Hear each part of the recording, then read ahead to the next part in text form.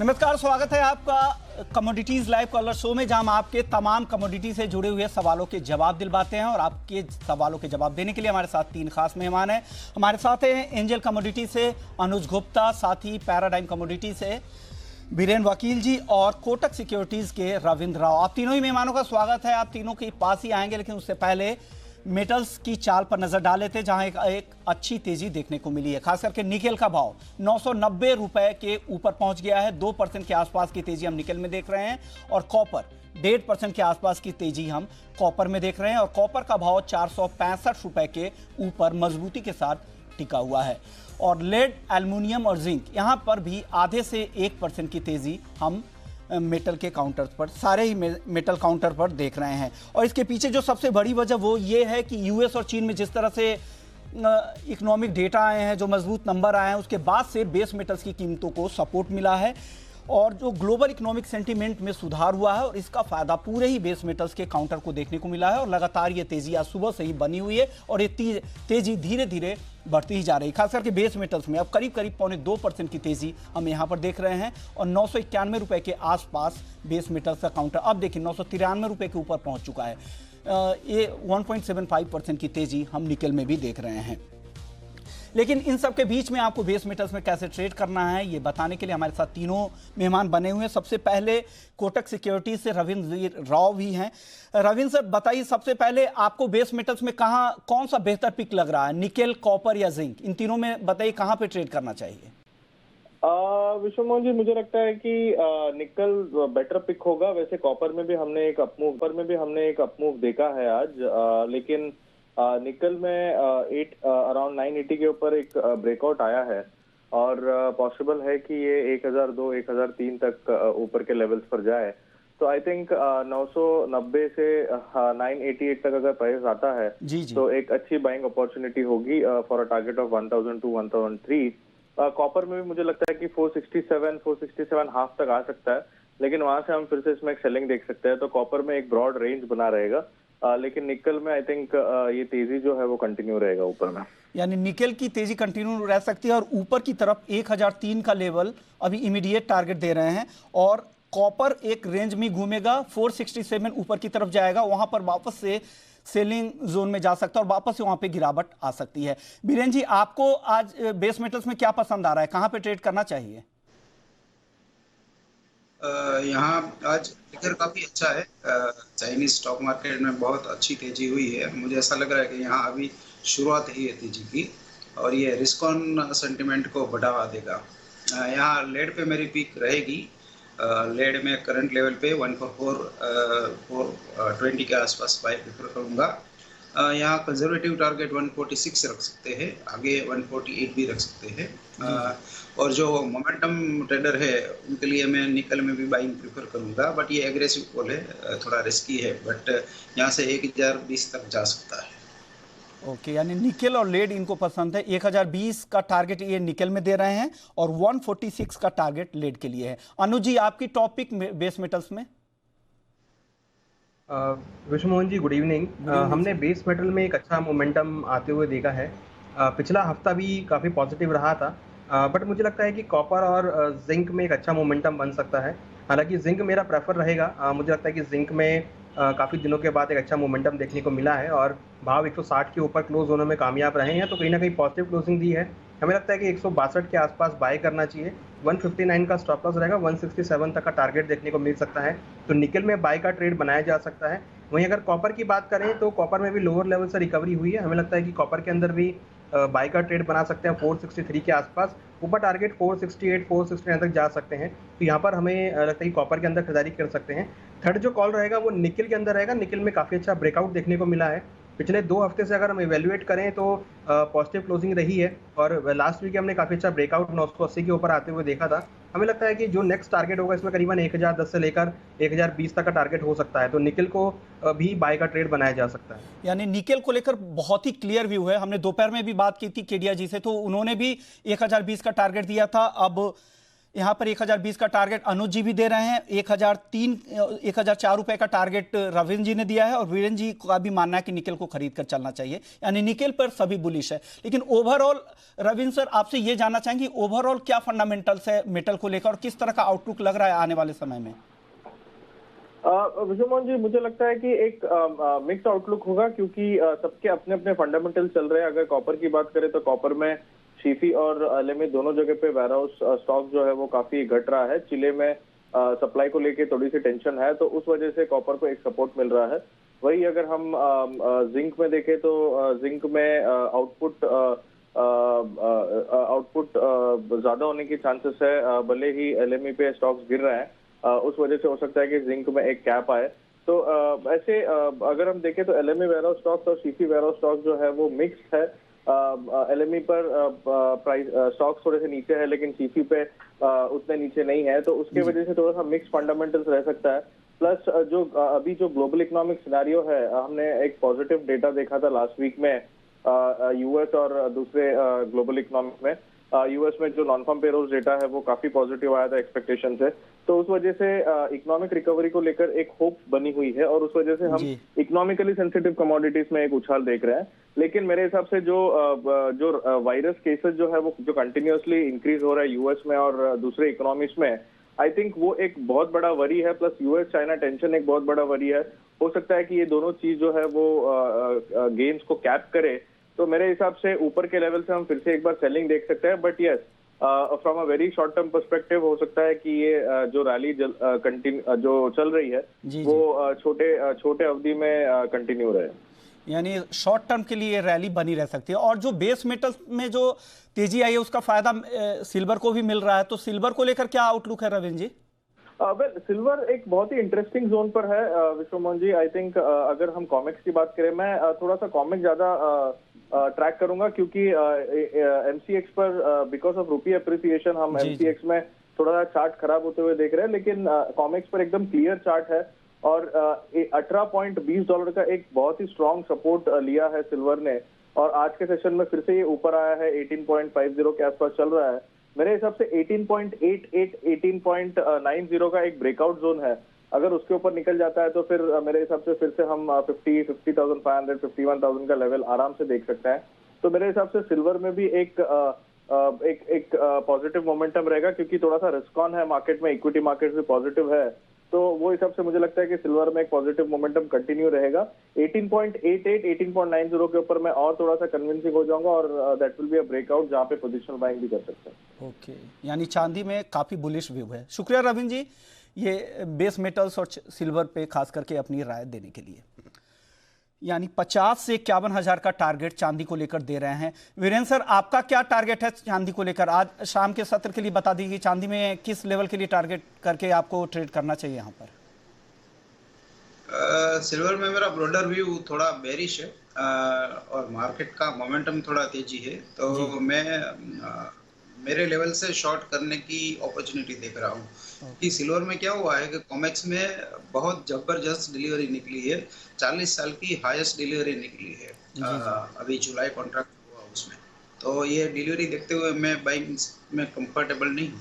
तो कहाँ पे बेचने की सलाह दे रहा है, किस लेवल पे बेचे अगर बेचना है किसी को? तो बेचने के लिए ये जो अगस्त कॉन्ट्रैक्ट है उसके बदले में नवंबर कॉन्ट्रैक्ट में सेलिंग प्रेफर करूंगा क्योंकि वहां मुझे 1,000 रुपया ज्यादा मिल रहा है।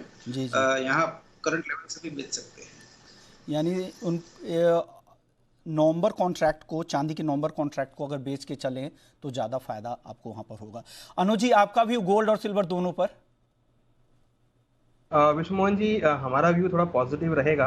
अगर हम गोल्ड को देखें तो गोल्ड कंटिन्यूसली $1770 के ऊपर सस्टेन करने में कामयाब रहा है और करीबन $1778 के आसपास ट्रेड कर रहा है। तो जैसे जैसे सपोर्ट के ऊपर कंटिन्यूस ट्रेड कर रहा है और अगर हम मंथली बेसिस पे भी देखें और वीकली बेसिस पे भी देखें तो एक पॉजिटिव क्लोजिंग रही है। तो हमें लगता है कि गोल्ड में करीबन 47,800 के आसपास बाय करके चल सकते हैं। स्टॉप लॉस 47,550 का रहेगा, टारगेट करीबन 48,200 तक हो सकता है। मीन्स अगर हम इंटरनेशनल लेवल्स की बात करें तो करीबन $1,790, $1,785, $1,790 तक के लेवल गोल्ड में आ सकते हैं। तो गोल्ड के अंदर बाय का कॉल लेकर ट्रेड कर सकते हैं। वहीं अगर सिल्वर की बात करें तो सिल्वर में भी हम अगर देखें तो बाय जो भाव है वो हायर लेवल पे सस्टेन कर रहे हैं। 49,000 के ऊपर कंटिन्यूसली सस्टेन कर रहे हैं, तो यहाँ पर भी हमें लगता है कि एक बाय का ट्रेड बन सकता है। और $18 के ऊपर भी मार्केट ट्रेड कर रहा है इंटरनेशनली, तो 49,200 के आसपास बाय करके चलें। स्टॉप लॉस 48,750 का रहेगा, 49,900 तक देखने को मिल सकता है। तो कहीं ना कहीं जिस तरीके से बेस मेटल रिकवर हुए हैं, तो उसका इम्पैक्ट सिल्वर पे पड़ सकता है। तो मुझे लगता है कि सिल्वर भी यहाँ पर आउट परफॉर्मेंस में आ सकता है। तो सिल्वर में अगर हम देखें तो 49,900 50,000 तक के टारगेट वेरी शॉर्ट टर्म में सिल्वर में देखे जा सकते हैं। तो गोल्ड सिल्वर में हमारा अभी बाय का इंस्टांस रहेगा। यानी गोल्ड और सिल्वर दोनों ही खरीद कर चलने की सलाह अनुज जी दे रहे हैं। लेकिन वीरेंद्र सर ने जो बताया है, उन्होंने सिल्वर के नवंबर यानी सिल्वर के मिनी का जो नवंबर कॉन्ट्रैक्ट है जो 50,600 के आसपास अभी ट्रेड कर रही है, वहां पर अगर आप बेच सकते हैं, यानी इनका जो टारगेट है बाकी दोनों जानकारों का, रविंद्र जी और अनुज जी का, उस टारगेट के आसपास वो नवंबर का कॉन्ट्रैक्ट ट्रेड कर रहा है सिल्वर मिनी का, उस कॉन्ट्रैक्ट को आप बेचकर चल सकते हैं। चलिए बात कर लेते हैं कच्चे तेल की, जहां अब हल्की तेजी दिख रही है। MCX पर आधे % की तेजी है, 1% की तेजी हम ब्रेंट में देख रहे हैं। वीरेंद्र सर, क्या करना चाहिए क्रूड में अभी फिलहाल? क्रूड में अगस्त कॉन्ट्रैक्ट में 3100 के आसपास में शॉर्ट प्रेफर करूंगा। यहाँ 3005 के आसपास कंजर्वेटिव टारगेट है। दूर का थोड़ा टारगेट 2970 का है। स्टॉप लॉस रहेगा 3160। ओके, यानी इस स्ट्रेटजी के साथ आपको कच्चे तेल में ट्रेड करना है। अब जैन है MP से। जैन साहब पूछिए, क्या सवाल है आपका? सर क्रूड ऑयल हमने सेल बाय कर रखा है सर 3042 पे। 3042 पे जुलाई के कॉन्ट्रैक्ट को? जी अनु जी, 3042 जुलाई के कॉन्ट्रैक्ट को क्रूड का खरीद रखा है इन्होंने, क्या करना चाहिए अब? देखिए, हमें लगता है कि जिन्होंने बाय का पोजीशन लिया है वो ठीक लिया है, इसको ये होल्ड कर सकते हैं। क्योंकि यहाँ पर अगर हम देखें तो वीकली बेसिस पर ट्रेंड पॉजिटिव रहा है और हमें लगता है कि इस हफ्ते में भी एक अपसाइड मोमेंटम आ सकता है। तो 3100-3120 के आसपास ये प्रॉफिट बुक कर सकते हैं। तो जो इनका बाय का ट्रेड है, हमें लगता है कि इनको ये होल्ड करके ट्रेड ले सकते हैं। यानी जो बाई का जो आपने ट्रेड लिया है उसे होल्ड कर सकते हैं। 3120 के टारगेट के लिए आप बने रह सकते हैं। अगली कॉलर है राधा। राधा जी पूछिए, क्या सवाल है? हेलो सर, मुझे ये जानना था कि मतलब कि सोने का जो भाव है वो अभी और गिरेगा, तो मुझे बाई करनी है। ओके, तो मतलब 45-46 तक आएगा, 44 तक आ सकता है क्या? वीरेंद्र सर, क्या लग रहा है, ये सोना नीचे 45-44 हज़ार तक आएगा क्या? ये खरीदना चाह रही है नीचे के लेवल पर? इतनी लंबी फोरकास्ट मुश्किल है थोड़ी, बट कोरोना की वैक्सीन मिल जाए तो 46 तक की उम्मीद है। कितनी जल्द वैक्सीन मिलती है उस पर आधार रहेगा। थोड़ा थोड़ा इसका जो रिस्क प्रीमियम है थोड़ा कम तो हो रहा है, बट उसके सिवा काफ़ी जियोपॉलिटिकल इवेंट्स बहुत बन रही है। कहीं वॉर का न्यूज़ आ जाता है, कहीं मॉनेटरी इंटरवेंशन का आ जाता है। तो मैं ऐसा मानता हूँ कि 47 के आसपास बाई कर लेना बेटर है। छोटी छोटी मात्रा में करके पोजिशनली इन्वेस्ट किया जा सकता है। यानी आप एक SIP के जरिए भी इन्वेस्ट कर सकते हैं। छोटी सी रकम के साथ शुरुआत कर सकते हैं। हर महीने जब भी गिरावट आए उस पर खरीदारी करते चाहिए, तो एक एवरेज हो जाएगा। अगले कॉलर है संजय है पुणे से। संजय जी पूछिए, क्या सवाल है? नमस्कार सर। नमस्कार, पूछिए। ऐसा कि लास्ट वीक सर मैंने आपके चैनल पर देखकर गोल्ड में ट्रेड लगाई थी सर, वो 7 में से 500 स्टॉप लॉस हिट हुए आपके। सारी क्रूड में लॉस, सर काफी लॉस हो गया है। ऐसे आप कॉल दोगे तो ईओ का इतना लॉस होगा, फिर कैसे चलेगा बताइए आप? और आप देखते नहीं हो आप? देखिए, रिस्क तो बना रहता ही है। जब ट्रेड आप फ्यूचर्स में आप ट्रेड कर रहे हैं तो रिस्क हमेशा, इसीलिए हम लोग स्टॉप लॉस लगाने की सलाह हमेशा देते हैं। अभी आपका ट्रेड कहाँ पे, ये बताइए, आपके उस ट्रेड पे आपको स्ट्रेटजी बतवाते हैं। यानी गोल्ड में उनका ट्रेड था। अनुज जी, आप बता दीजिए कि गोल्ड में आज कैसे ट्रेड करें अगर वो इस लेवल पे ट्रेड करना चाहते हैं, करंट लेवल पे। तो देखिए, गोल्ड के अंदर खरीदारी का ट्रेड लेना चाहिए। हमें लगता है कि ऊपर में 48,200 तक के लेवल देखने को मिल सकते हैं। तो 47,950 48,000 के आसपास बाय इनिशिएट की जा सकती है। यानी 47,950 के आसपास अगर बाई करे और 48,200 ये उस लेवल के टारगेट के लिए आप इंतजार कर सकते हैं।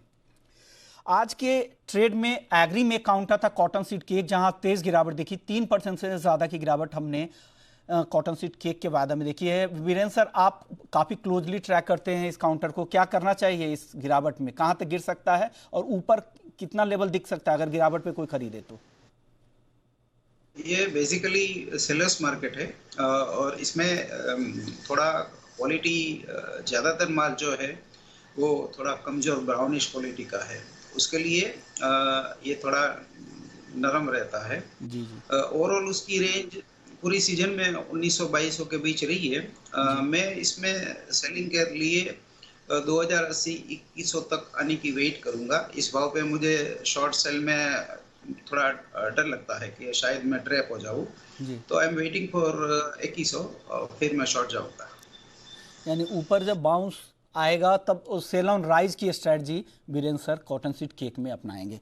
अगले कॉलर है रोहित जी, पूछिए क्या सवाल है।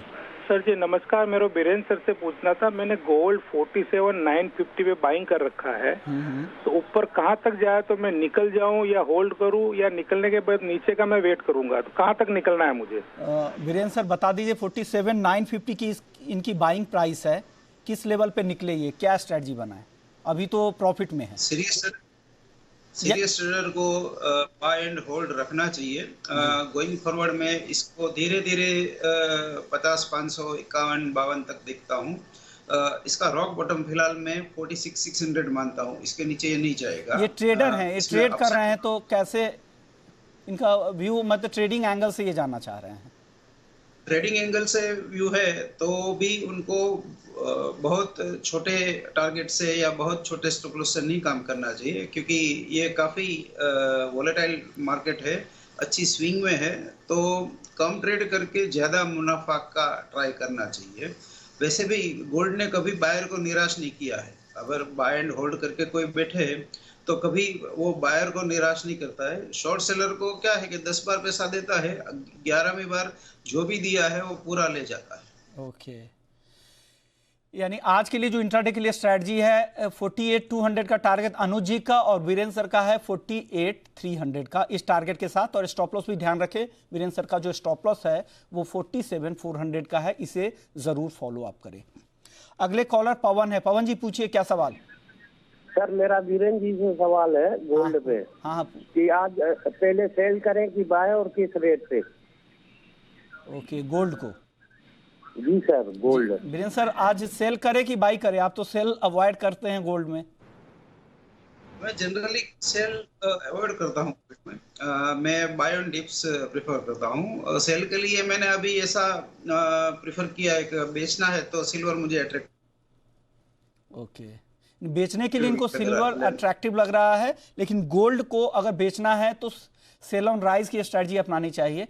बेचने की सलाह वो गोल्ड में आमतौर पर नहीं देते हैं। अगले कॉलर है कैलाश है सादुलपुर से। कैलाश जी पूछिए क्या सवाल है। Good evening sir. Good evening, पूछिए। करंट रेट पे क्रूड शॉर्ट करना सही रहेगा क्या सर? अनुज जी, करंट रेट पर क्रूड को शॉर्ट करना सही रहेगा क्या? देखिए ट्रेंड पॉजिटिव है, तो हमें लगता है कि शॉर्ट नहीं करना चाहिए। इंटरनेशनल मार्केट में $40 के ऊपर ट्रेड कर रहा है, तो ट्रेंड अभी पॉजिटिव में ही है। लास्ट वीक भी हमने देखा था कि करीबन 3 से 4% की तेजी यहाँ पर बनी थी, तो मुझे लगता है कि क्रूड के अंदर बिकवाली ना करें, नीचे करीबन 3,020 तक के लेवल्स मिलें तो बाय करके चलें। हमें लगता है कि ऊपर में 3100 तक के लेवल, 3120 तक के टारगेट लेवल आ सकते हैं, तो क्रूड के अंदर जो भी डिप मिलता है वहाँ खरीदारी का ट्रेड ही लेना चाहिए। यानी हर डिप पे क्रूड को बाई करके चलना चाहिए, क्योंकि अभी जो ट्रेंड है वो पॉजिटिव है। और आज के लिए इंट्राडे के लिए जो टारगेट दिया है अनुज जी ने वो है 3,120 का, और इसमें जो स्टॉप लॉस है 2,940 का, इसे ज़रूर फॉलो करें। चलिए अब आगे और कुछ और काउंटर को चने में आज दबाव दिखा था। वीरेंद्र सर क्या करना चाहिए चने के काउंटर में? अब चने में काफी समय से दबाव है, बट ये 41 का जो लेवल है 4100 के आसपास मैं बाइंग प्रेफर करूंगा। अगस्त कॉन्ट्रैक्ट 4,066 मेरा स्टॉप लॉस रहेगा, 4180 मेरा टारगेट रहेगा। ओके, यानी इस स्ट्रेटजी के साथ चने में ट्रेड कर सकते हैं। परवीन है अगले कॉलर, पूछिए क्या सवाल है आपका। मेरा सवाल मेंथा ऑयल पर है बीएनजी से। मैं मेंथा ऑयल क्या भाव में लेना चाहिए? मेंथा ऑयल किस भाव पे लेना चाहिए? वीरेंद्र सर मेंथा ऑयल पे राय जानना चाह रहे हैं आपकी। इसमें वॉल्यूम काफ़ी जा चुका है, बहुत ही डल काउंटर है। एक बार थोड़ा कंसोलिडेट होना चाहिए। वैसे इसका बॉटम बन चुका है, 960 970 का बॉटम बन चुका है, बट एक बार ये 1008 के ऊपर 3 दिन बंद रहे तो फिर बाय कर सकते हैं, जिसका स्टॉप लॉस 988 होना चाहिए और टारगेट 1055 होना चाहिए। यानी इस स्ट्रेटजी के साथ आप मेंथा ऑयल में ट्रेड करें। अगले कॉलर मीनू है गुजरात से, पूछिए क्या सवाल है आपका। जी, मुझे गोल्ड खरीदना हो तो मैं बैंक से जाके सेवरॉन गोल्ड लूं या फिजिकल गोल्ड जो बाजार में ज्वेलरी के पास लेना होता है वो? ये कैसे गोल्ड ले बीरेन सर? ये गोल्ड खरीदना चाह रही है, हालांकि सॉवरिन गोल्ड बॉन्ड भी आज खुला है और 10 जुलाई तक खुला रहेगा, जिसे आप एक्सचेंज के जरिए, पोस्ट ऑफिस के जरिए, बैंक के जरिए भी खरीद सकते हैं या ऑनलाइन बैंकिंग के जरिए भी उसे खरीद सकते हैं। आप क्या सलाह देंगे बीरेन सर? अगर इन्वेस्टर है आपका नजरिया 3-4 साल का है तो आपको सॉवरिन बॉन्ड ही लेना चाहिए, क्योंकि इसमें ब्याज भी मिलता है, इंटरेस्ट रेट भी मिलेगा। और शॉर्ट टर्म नजरिया है अगर कि भाई 1-2 महीने में आपको निकल जाना है तो आप फिजिकल गोल्ड ले सकते हो, और पेपर गोल्ड लेना है तो एक गोल्ड ETF भी एक ऑप्शन हो सकता है। ओके, यानी आपका नज़रिया कितना है उसके बाद डिसाइड करें कि आप कितने समय तक होल्ड कर सकते हैं, उसके बाद ये तय करें कि आपको क्या करना है। लेकिन आप इन्वेस्टर है तो गोल्ड बॉन्ड लेने की सलाह बीरेन जी आपके लिए दे रहे हैं।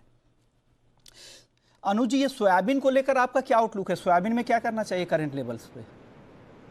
देखिए, सोयाबीन में हमने थोड़ी गिरावट आते हुए देखी है। हमें लगता है कि सोयाबीन में अभी फिलहाल कुछ सेलिंग प्रेशर रहेगा। लास्ट वीक भी हमने गिरावट आते हुए देखी थी। हमें लगता है कि इस हफ्ते थोड़ा भाव नीचे रहेंगे, क्योंकि जिस तरह का मानसून हमने आते हुए देखा है और जिस तरह का हमने खरीफ का जो प्रोडक्शन डेटा देखा है, उससे हमें लगता है कि एग्रीकल्चर में सोयाबीन पर्टिकुलर में एक गिरावट का माहौल यहाँ पर आ सकता है। सप्लाई यहाँ पर बढ़ सकती है तो एक डाउन साइड भाव नीचे आ सकते हैं।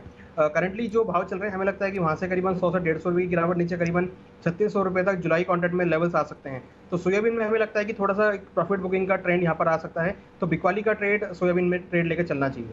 यानी सोयाबीन में बिकवाली का ट्रेड करना चाहिए। इस स्ट्रैटेजी के साथ आपको सोयाबीन काउंटर में ट्रेड करना चाहिए। एडिबल ऑयल में बीरेन सर कोई और आपकी टॉपिक है आज के लिए क्या?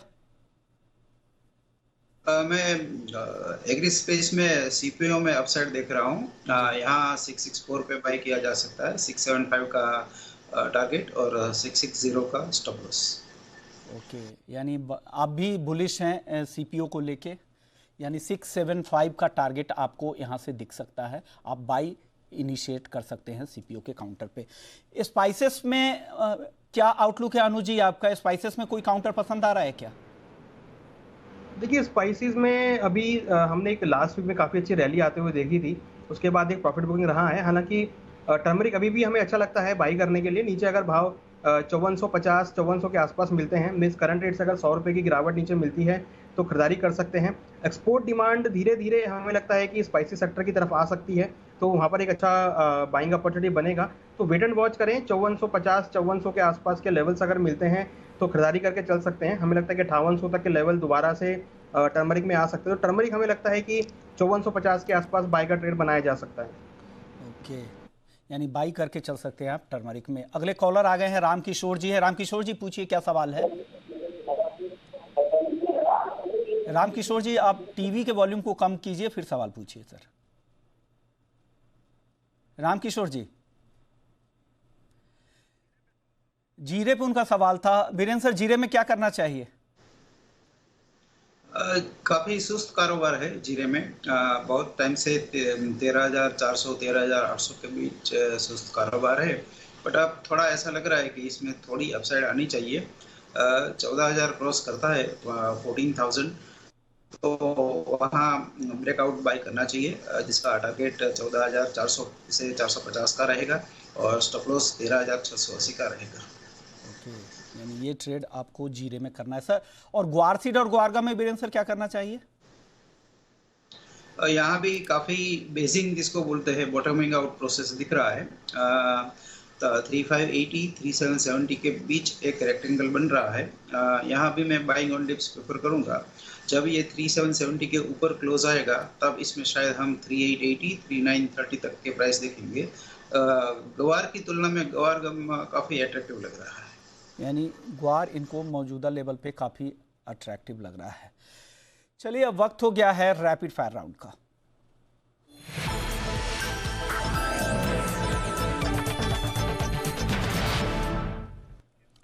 अनुज जी, आपकी पहली रैपिड फायर कॉल आज के लिए। हमारी रैपिड फायर कॉल क्रूड में रहेगी। क्रूड में खरीदारी करके चलें 3020 के आसपास। स्टॉप लॉस 2940 का रहेगा। टारगेट करीबन 3120 तक हो सकता है। वीरेन सर, आपकी रैपिड फायर कॉल आज के लिए। मैं सीपीओ में बाई प्रेफर करूंगा 664 पे 675 का टारगेट रहेगा, 660 का स्टॉप लॉस। अनुज जी, आपकी आखिरी रैपिड फायर कॉल। हमारी कॉल बेस मेटल में रहेगी, जहां हमने जिंक को बाय रिकमेंड किया है। 162 के अराउंड बाय करके चले, स्टॉप लॉस 159 का, टारगेट 167 तक हो सकता है। ऐसे पोजिशनल ट्रेड के तौर पे भी इसको लिया जा सकता है, यानी जिंक को खरीद कर चल सकते हैं। शुक्रिया बीरेंद्र सर, अनुज जी, इन तमाम ट्रेडिंग कॉल्स बताने के लिए और दर्शकों के सवालों के जवाब देने के लिए। तो कमोडिटीज लाइव को यहीं समेटते हैं, लेकिन